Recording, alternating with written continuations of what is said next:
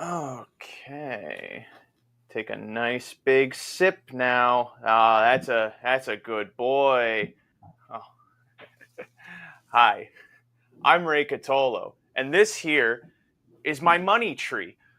They're supposed to represent prosperity, good things to come, and I especially think on this episode of the Harness Players podcast, I'm going to need every little bit of serendipity this here thing might put out into the universe. Because I'm joined here on the show this week by none other than Mr. Mike Prebosi.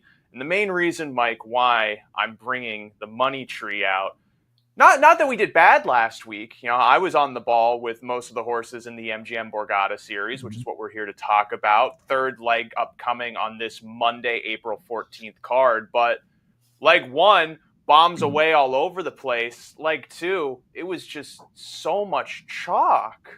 It was formful. Yeah, the races played out much different than they did in the opening week. The weather was certainly much better. And this is kind of what happens at times, especially in this series. Those first couple weeks, it can be a little chaotic. Then horses start to find their form. And depending on how that they are placed with the draws, that they can certainly, they're facing different ones. Some assert themselves to be superior, and a lot of people are able to find those. So it doesn't lend itself to as many upsets. But I think this week is a little more interesting. They put some of the better horses in one of the races. So it's another good week to pay attention. I was able to make a couple bucks last week because I thought that there were places you could take shots. If Charlie would have got home, we would have done much better. Yeah, it was a tough proposition for him. Ultimately, I'm trying to remember what leg he was in. It was the last race, but he raced very well. I love the drive. Yeah. I loved how they took a shot with him. He just ultimately got tracked down by a very sharp horse, but I do think that was what we thought would happen. That was the way that the race shaped, and it played out exactly that way. He just wasn't quite good enough on the day. Yeah, the first division, it's a me Mario. I know you were somewhat against, but I thought he showed an eye-catching move the previous week. He delivered. Hemsworth, who was our big, horse to be involved, was able to get second. Jersey Frankel, though, was surprising at 20. I was surprised he was just 21-1 because he seemed like he was going to go that type of trip, and he was able to complete the try. $100 the last dollar was obvious, to your point. Formful affair in that one. For once in my life, I'm definitely not surprised by him delivering as the chalk again. Coach's corner. And Coach's corner, I think that's probably the biggest shock of last week. Because sure, Desperate Man is Desperate Man, and so he's going to take play no matter what. But we still don't know where he's at form-wise. So to get, I think it was 7-5 on Coach's corner, not too bad. Yeah, that was one of the easier 7-5s you'll ever see. And we did mention on this podcast last week that we were against Desperate Man. Didn't like what I saw in leg one. Leg two, more aggressive. I thought he raced much better, but Coach's corner just was able to sit perfectly and track him down. I think Desperate Man got a favorable draw as far as the divisions this week. So, but he's got a face for done, and I think I'll be against Desperate Man again this week. Oh, that's an interesting foreshadow. The last one to mention, and we'll talk about him again, Mosdale Ben, I think probably put together the most, not with how the track was playing type of performance, coming from so far back to win. He definitely does seem like a menacing factor this series. He's something else. I mean, he has yet to lose this year, so he's been fantastic. He's back in again. He draws better now, but he's in a tough spot here. We're going to see how good he is with Coach's corner in that race. It's quite the showdown here. And Mickey Shan raced very well off the sixth scratch. Also, almost caught For Once in My Life, who's one of the top horses in the series right now. That is a fantastic race. I can't wait to see what happens there. Well, we're down to just 4 divisions this week. We had 5 the first 2 weeks. Now the herd's starting to thin. Or we also have some horses who may have built points deciding, I don't need to show up. For Once in My Life is a case in point there. He's taking this week off after back-to-back wins in the preliminaries. We're going to start with our attention to race number 4. That's the first division of the Borgata series for this Monday's card, April 14th. And you were alluding to it right off the bat. You're against Desperate Man in this short field, which I'm curious about simply because this is a weaker bunch than he's faced so far this series. It is a small field. He's going to go forward. Do you think that even if he gets the lead and can rate, that someone's still going to catch him? Yeah, I just think that he's not quite what he has been. He needs to prove it. He's going to be, again, a very low price. He's been 1, 2, 3 to 5. I would imagine he's sub even money again from this inside post. He's going to go forward. But there's horses with speed to the outside. Now, obviously, they haven't been really producing their best so far, but you could see Hullabaloo blasting here. You could see Artie's Flash blasting here a little bit. So maybe putting some pressure. Hungry Angel Boy is another one that likes to go forward early. So just enough to sting him to set it up for Verdun, who really had no chance the way the race shaped last week. And he was in against two toughies. I liked his first week, that first division, and he blasted home there 26-4. Didn't have this quite the same kick last time because the pace was a little bit quicker. Hard to trust Pat LaChance, I know, but I just like the way Verdun is racing, and you're going to get a far better price here. So I would be heavy for Verdun here. I think that he's the one, hoping that Desperate Man is, like I said, not quite the same as he has been, even though he comes off back-to-back 51 and 2s. I think your assessment price-wise isn't far off. Desperate Man has been odds on in both of his starts so far in the series, probably going to be 4 to 5, if not maybe even like 3 to 5 inside of this spot. But I do wonder with Verdun, because of how sharp of a closing effort he put in the first week, even though he lost last week, what realistically do you think he goes off odds-wise here in the short field? Yeah. Well, I mean, Desperate Man's probably, again, I think 3 to 5. Verdun looks like the second choice and clear second choice, right? So, I mean, 2 to 1, maybe. I think you might be scraping because others are not going to take really much action unless they come for Hullabaloo or something, which could happen. I mean, he has some speed. Clear second choice. I'm thinking 2 to 1. Oh, and does that seem like, it doesn't even sound like you're that excited to want to take 2 to 1. It sounds like you're kind of just settling into that because you know he's a sharp horse and can maybe pull it off. Yeah, I mean, you might want to look at him for Maltese. I mean, you start a pick 3 there. There's pick 3s that in the earlier races that you could maybe go with to get rid of the big favorite in this leg. I wouldn't be very spready though. I mean, it's not, you're not going to get rich on this race. It's more of an opinion of one horse versus another. Again, you're not going to get rich here, but we have to analyze these races. So that's something that I do think value is a little subjective. I do think that Verdun is a more of a value in this race than Desperate Man. I think if you're talking form, Verdun definitely sharp. He's going to be a factor inside of this series no matter what. Desperate Man, like he's probably firing at 80% and he's still doing okay. So in one way, this is a put up or shut up spot for him. And I feel the same way with Hullabaloo all the way to the outside. He was able to be a bit better last week, but he needs to start getting points or else he's going to be consolation bound. And also this is a tricky spot as well because Gingras can make enough speed from the outside draw to try and get forward, but you look inside, Rock and Roll Runa finally gets a good draw. Maybe Mark McDonald wants to seize that opportunity. Maybe Artie's Flash going from the 7 to the 3 is going to want to push forward too. We know Desperate Man's going to want to push forward as well. So this could be another week where Hullabaloo, even if he does go forward, that probably plays into your case on Verdun because he may end up getting strung too hard early, and then that sets up for the more stalking types to get into the mix. Though, all this to say, Hungry Angel Boy, again, probably a long shot inside of this spot, but he gets a great draw where maybe, he can land onto the try or something like that at a good number. But I feel like Desperate Man has to win here.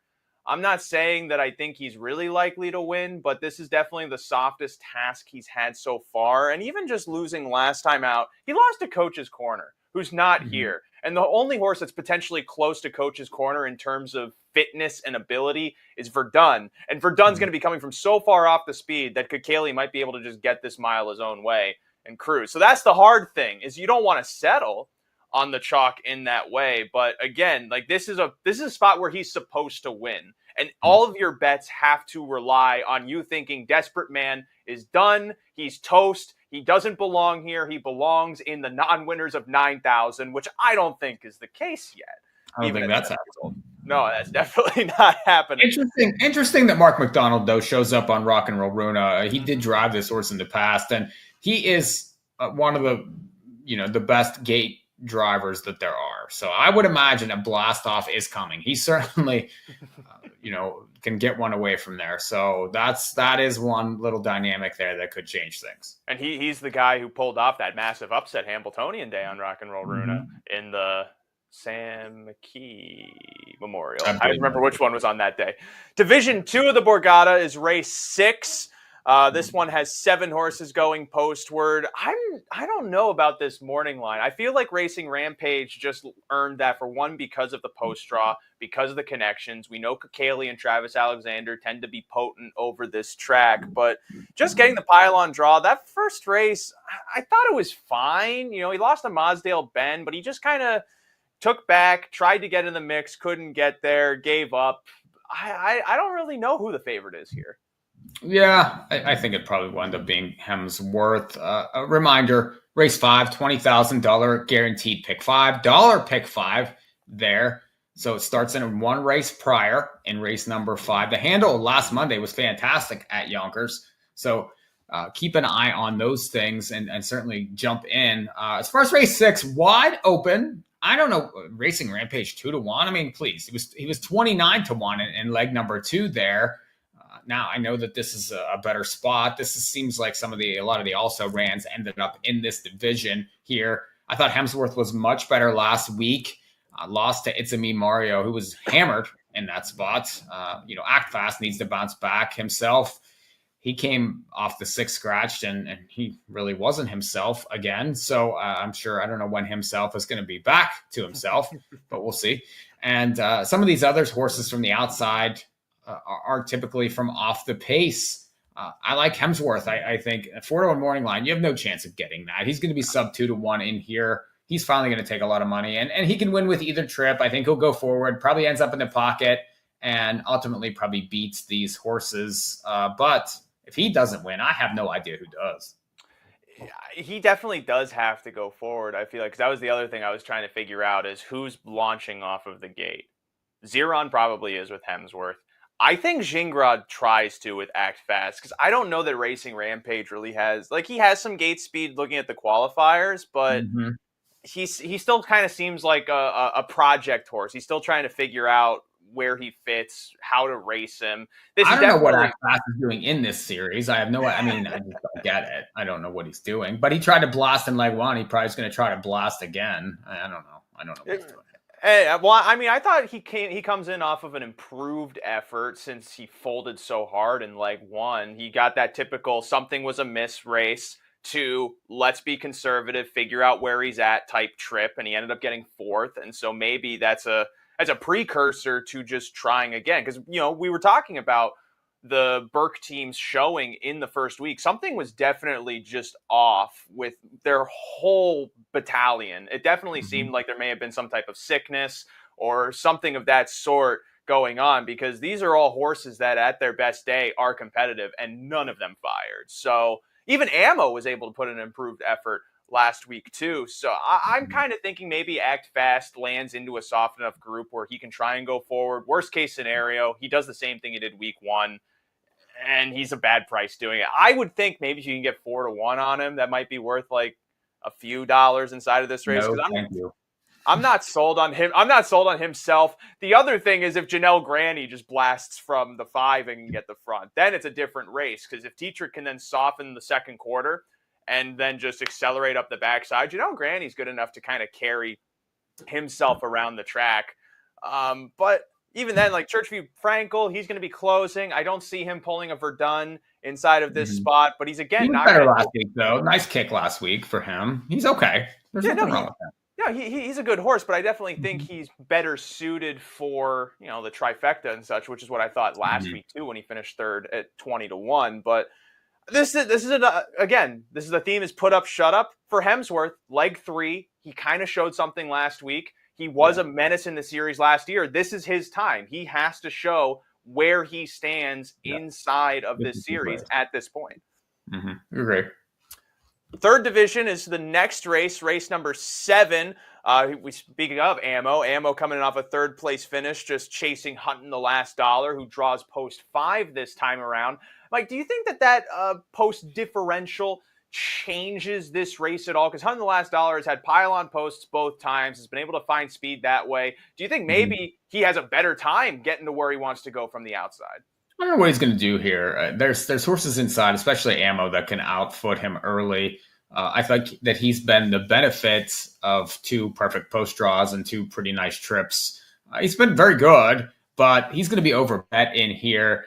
I'm curious to see what Charlie does. That could change the race. I love the drive last time, and certainly he's got an outside post here now. I mean, he's been going forward this year in races.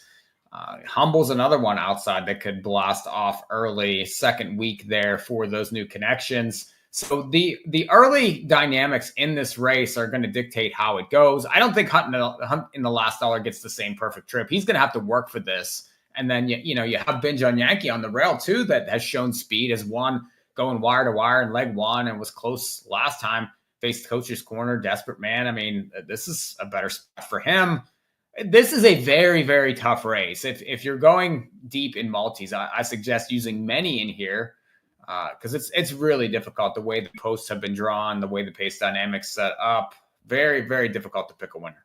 I would possibly hedge on this being a race that blows up because Binge on Yankee, you look down his page, he's fast, but it looks like he can't really close. He's just able to build speed and hold speed. But then if he's chasing horses, good luck. So that could potentially incentivize Zeron to try and really fire him from the pylon post, which then also, with the outside speed, puts their fates into question too. Because Hunting the Last Dollar, he's been kind of crawling home, even when he's gotten soft miles. Yeah. He only won by under a length in like 28 and change the final quarter last time. He's not going to get that separation this week. He's going to have to work for this race. Right, and so you have Binge on Yankee as probable speed. Ammo's going to want to try and procure a spot. Humble, I don't know. Do you think that Humble tries to be aggressive here? I don't know. Dietrich, he hasn't been doing that recently. He could end up first up in here. That's just what it screams to me. Because Hunting the Last Dollar tries to find easy trips. He's not going to be trying to dictate this race or try to come first up here. I think Humble could end up first up. Charlie, the way this race looks from this post and all this speed inside, this could be a take back and try to be second over in here and make a move late, which might not be a bad way to go. I think he's been very good so far in the series. First up, first week, second week. I mean, he went 55-1 and just got picked off. So, I mean, I think he has merit too, but I don't know. This is a very difficult race. Very, very tough. I don't know that I want Humble. But, last time he looked okay. He took money for the new connections. Can he win this race first up? We'll see. Humble was just so sour first up that I feel like they would have to try something new with him or do even like more in the other direction, which would be Dietrich takes back, tries to be second over. And if that's the case, you're taking another massive speed out of the race early because you saw how Bartlett was able to hustle this guy off the bench from post 7 for right. like he can be as aggressive as the best of them. And that's probably better for him. He doesn't look like he really wants to take that much air yet at the very least. You look down his page, he's been able to make big sweeping moves in the past, but he only has 2 starts so far this season. So maybe that's a sign that Dietrich's going to try and be a bit more conservative with him, especially given, Hunting the Last Dollar is going to go, Binge on Yankee's going to go, the inside horses are going to protect position, and Charlie May as well. I feel like he has enough points that a conservative drive only helps him in some ways. Because of that outside draw, he can try and pick up whatever pieces. If he happens into a win, that's great. Worst case scenario, I think he grabs a good share. I do think he plays well. I mean, he got McDonald on the 2 also, and that horse has had wide posts, and he's shown speed in the past. That's another one that could blast off here. This could be, this could get Western early here. I mean, Ammo, he wants to go too. There's a lot of speed in this race, so we'll see what happens. I mean, I was gonna say for multis, I think Blazing Home could be interesting if he lands into the right spot. Sherlock has put in some better miles than we think. He's over 2 years, though. I mean, he's over 2 years. He was closing ground. Well, he only raced one time last year. Something was wrong. He's been just kind of rehabbing. Had a lot of speed to offer in that Verdun race. Closed to finish fifth. Was just kind of saving ground against Coach's Corner. Desperate man. This is a much softer race. Like this race probably goes. I don't think this is a soft race at all. No, This but is no. a tough Here's race. no. There's a difference between this being a race full of 150, 151 horses and a race being full of 52, 53 horses. This is a race that's more within the speed par that Sherlock can handle. And in the event that it totally collapses, he's another one that can come. I think if 3 or 4 of them hook wheels, then maybe he has a chance. But other than that, I don't want him. You got to watch more Oak Grove, where we constantly see pace contingent races bring horses you would not expect into the action. But this isn't about Oak Grove, though Oak Grove is fun, and they do race on Monday as well. This is about Yonkers. It's a really perplexing third division, that race number 7. Race number 8, then, the last division. Even though it's 6 horses, it could be the toughest. You know, they've all been fairly hard in some capacity, but we have Mosdale Ben, who so far is undefeated in the series, facing off against Coach's Corner, who we have known for such a long time, loves this track, is great against this group of horses, and sandwiched between them is Mickey Shan, who was able to put in a massive rally to finish second last time out, and now he gets a much improved draw. This is a really tough race. Coach's Corner's not know what to do. I mean, he's like, okay, I'm not in the 7 post. Maybe he might just go out there. Just he's the worst drawing horse I've ever seen. I think that this is what you want to stay up for here. These 3 horses going at each other, and Mosdale Ben probably has to be closer now, right? I mean, has been wide. He was 12 lengths off early last week and still came flying to win. The trips don't seem to matter.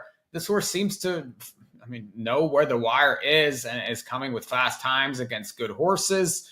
He's very tough. And I think you sort of have to make a decision in multis. I guess you could use all 3, but then you're losing equity. I love Coach's Corner too. I do think that he's going to take the lion's share of the money. He's, I think, been in the toughest spot so far. I don't know. I'd probably go Mosdale Ben here. He's just been very impressive, and I don't think the trip matters to him. They're going to have a hard time holding him off. Mosdale Ben, you look down the page who he's beaten. He has beaten Verdun. He has beaten Charlie May. It's a me Mario. He's been facing some stout competition inside of this series, but I think you raise a good point. Where does he land? From a better draw, you have to think Stratton's going to want to try and be within 5 lengths of the lead. If he is, then this becomes a test for him of how much do you really want to target versus how much are you just catapulting over tired horses. Week 1, you could potentially make that argument because we know It's a Me Mario made that super sharp third quarter sprint that then ultimately took the wind out of his sails. Mosdale Ben was able to power by. Last week, Mosdale Ben did a bit more work to get by and win, which then makes you think, okay, he's probably a type that just wants to keep chugging at whoever's in front of him and overhaul them to get his nose in front. This is going to be a race that tells us what his ultimate MO is, if he just really likes chasing down horses or not, because Coach's Corner ultimately is probably going to have the edge on him. You're right. Bartlett has to go. He has to put him forward. Granted, Coach's Corner has also been able to work pocket trips, if I remember. Yeah, both starts. And he's always been a horse that's good off of a helmet. He might not be as sharp just cutting the fractions himself, but in a short field, I don't know who really comes first up on him if Coach's Corner is going to the half. He might be able to get a soft second breather. And from there, it's going to come down to, do you believe Mosdale Ben at a short price is good enough to grind on the rim, get by a horse who is as fast as him while recouping that length deficit, or in the I shouldn't say more likely, but in just how racing dynamics tend to unfold, Coach's Corner holds the edge in this race, unless Mosdale Ben works the pocket. That's ultimately how I see it. So I feel like I don't think he needs the pocket. I don't think he needs it, honestly. Really? He's come from the parking lot to win a couple races here. He doesn't need a trip. He might just be this good. And I don't care who he's facing. Yeah, I don't think he needs the pocket. I don't know. I don't think he needs anything the way he's been racing. I think that he can win regardless of circumstance. So when you have a horse like that and you have Coach's Corner in here to take money, against him. I mean, he hasn't even been the favorite in the last 2 races. Mm-hmm. So, and then I would imagine Hunter Oaks' horse is going to take some money too. I would think Yannick Blas with him, right? I mean, he's shown some speed in the past. I know he was six scratch, come from way off of it. Now you get Yannick inside draw. Some of these other horses want to sit. He's going. I would see the 3 on the front in the race. I think Bartlett lands on the front at the end of the day. The 5 and It'll 6. probably line up 3, 4, 4, 3. That's the way it's going to be. I'm not opposed to what you're saying about Masdale Ben either, because in some ways this is an opportunity for him to show a different dimension to how he's been racing. But if we're just purely operating off what we've seen of him, if he has to climb uphill on Coach's Corner, I do think he's at a disadvantage. But, good horses overcome those disadvantages, and then that's when next week we go, oh, damn, Masdale Ben is the one to beat inside. No, he'll be taking next week off after his 3 wins. So I'll go in the series final. Wow, okay, Masdale Ben. What do we do with him from post 8? Depending on however it draws. No, Coach's Corner will land post 8. It's an interesting round of the Borgata series, even though ultimately, shorter fields this time, we're down a division. It's not strapped for competition. Each one has the top one sparring heads, which also gives opportunity to some of these second-tier horses to potentially reap the spoils. Ultimately, really great racing overall. And as you mentioned, the pick 5 starting in race number 5 last week had a $20,000 guarantee. It's a $1 minimum. Granted, mostly chalk, but a 9-1 shot opened it, and it paid about $300 for $1. And you you have to look through the winners. It was 6-5, even money, odds on coming after that 9-1 shot. So there's room to make money even if this thing chalks out. The handle's very good right now. The racing is exceptional. I am very interested in Yonkers to watch these Monday night races, and it's a lot of fun. I like seeing these great horses going up against each other, the dynamics of the pace. There's lots of strategy. Horses need points. This is really we've been doing this Borgata series the past few years, but this is pretty much the most fun that I've had watching it, covering it. And I'm excited to watch it. For me, it's been very good. I'm not just pumping it up. I really think for myself that this series so far has been a lot of fun and very enjoyable with the top horses going against each other. It's definitely the most like fantasy football harness racing gets in some capacity for people who might have gotten only to this point and then gone, okay, fine, I'll finally give horse racing a shot. I'm done with college basketball. Which, granted, I think we all are because I think we are for now. Yeah, it's like Florida got to cure themselves of the March Madness. Everyone else has to take pills, right? Yeah, they won. I got second in the pool that I run, so that's not bad. Oh, that paid. But who were you rooting for inside of that? Well, I had Florida. Oh, you had Florida on top, and you won and you got second. Yeah, I got paid though. We paid top 3 in the pool. I mean, top, but what I'm saying is like it's really hard. Somebody else beat me by 1. They beat me by 1 point. That's how I lost. You got beat by 1 point while also having. Yeah. Did they also have Florida winning? Yes. Oh, okay. I guess that's different. I thought you were the only one that had Florida, and then you somehow still lost. Because that's the hardest. Like imagine bragging like I hit the show bet in the Kentucky Derby. It's like that sometimes can pay. So. I mean, it can sometimes. Yeah. Don't watch Joe in the Derby. Yeah. No, yeah, if you had Country House, that probably does pay too. And this Derby's looking interesting as well. But that's not this show. That's for PTF, JK, and everyone else on the ITM staff. You might see me on some of those videos, but yeah, Nick Tamaro. I think Mikee P has been the best move you've made because we have PTF, JK. We can't use your full name. You have to just start going.